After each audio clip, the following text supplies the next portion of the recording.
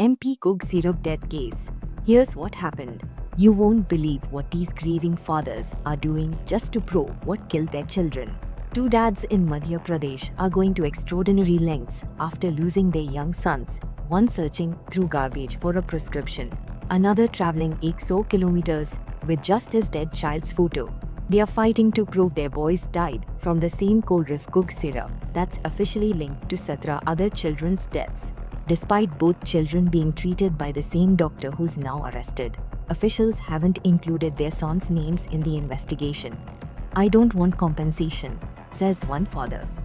I just want those guilty punished so no other parent suffers like us. For more interesting updates, please like and subscribe.